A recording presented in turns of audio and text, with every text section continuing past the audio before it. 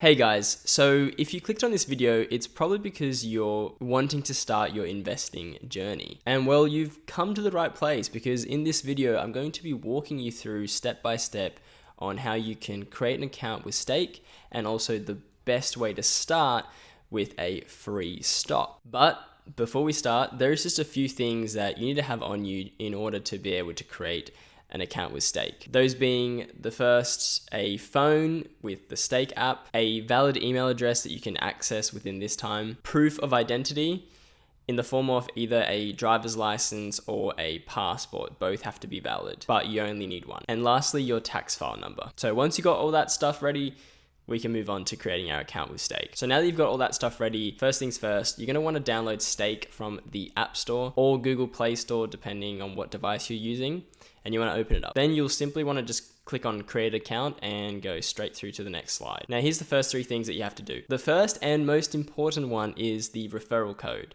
Now this is important because you need to put a referral code here in order for you to actually get a free stock for joining Stake. So I used Connor's referral code, which you can see on screen. You can feel free and use the same one, or you can use the vastly superior referral code that I have put in the description, which is my own one.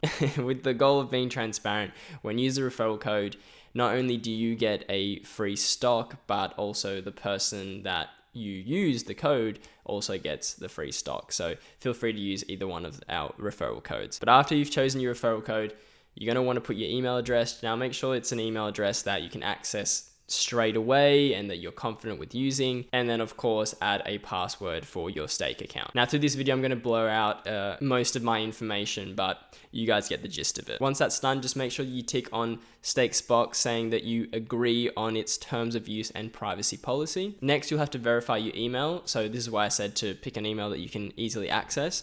So go to your email. I've put a screenshot on screen right now. This is the email that you should expect to be getting, something similar. Obviously your code will be different to my code, but simply copy and paste your own code that gets sent to your email right into the Stake app. After you've verified your email, you're then going to set up your brokerage account. Make sure that everything you put is accurate, because in the future, once you do start making money and start trading stocks and stuff, you do need to be able to link it to your tax and all that sort of stuff. So simple form, fill out your title. For me, it's Mr. Follow that through with your first name and your last name, like you see on screen that I put.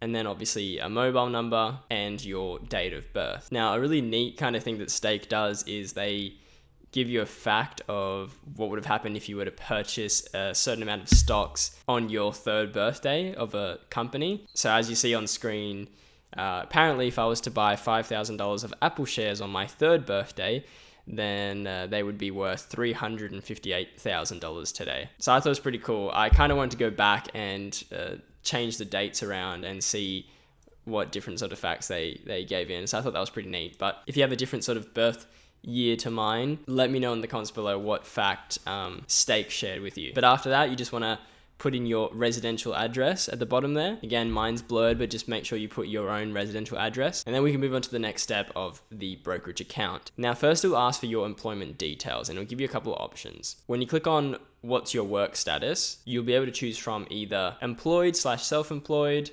student, or retired. So I went with student just for tax purposes because that's what I am at the moment. And then of course it'll ask you three specific questions for yourself. Now the vast majority of people doing this will probably answer no to every single one. I don't think anyone watching this video right now will answer yes to any of them, but just make sure you read the three questions and acknowledge that you either are or are not any of them. And then we can move on to the last step of our brokerage account. This is where your identity and your tax file number that you fetched before the video started comes in handy. So the first thing is your tax file number, which is optional, but I do recommend you get it over and done with now and just pop it in. Now, if you've lost your tax file number or you're not sure what your tax file number is, it's actually really easy to find. If you can't remember the number, you can find it online with your MyGov account. And if you don't have a MyGov account, you can usually find your tax file number on your income tax notice of assessment. If those are too hard, you can also track any letters that you've gotten from the government about tax. They usually would have your tax file number on them as well. And if not, you could even look at your bank account apps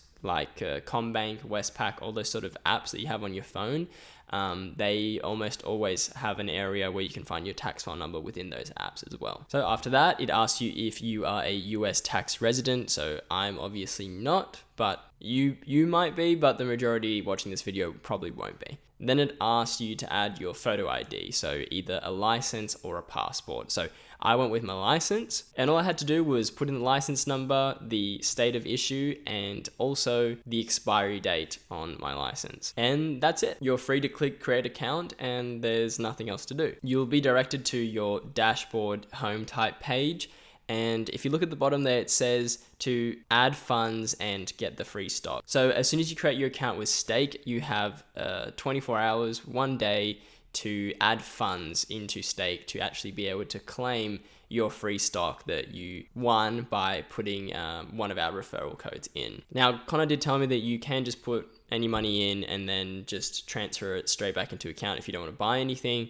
But obviously you can take it as an opportunity to add however much money you want in that account to start buying stocks. And from here on, once you've added funds and claimed your free stock, you can start recommending your friends and family and anyone else that you think will gain from being able to invest in the stock market and through Stake, and make sure that you give them your own referral code. So that way they get a free stock and you also get more free stocks in the future. You definitely don't have to use our referral codes, but if you don't know anyone else that has Stake, at least you get a free stock for joining from the get-go. So that's it for creating your account and being able to get that free stock from the start. But if you're wanting to know how to buy shares and sell shares, or maybe a very safe investment strategy that Connor uses through Stake, I'll put those videos as cards up here, and I will also link them down below. And if you enjoyed this video, consider subscribing and letting us know what you thought in the comments below, or maybe even watching another one of our videos. Here's a video that YouTube thinks you'll like, and here is our last video.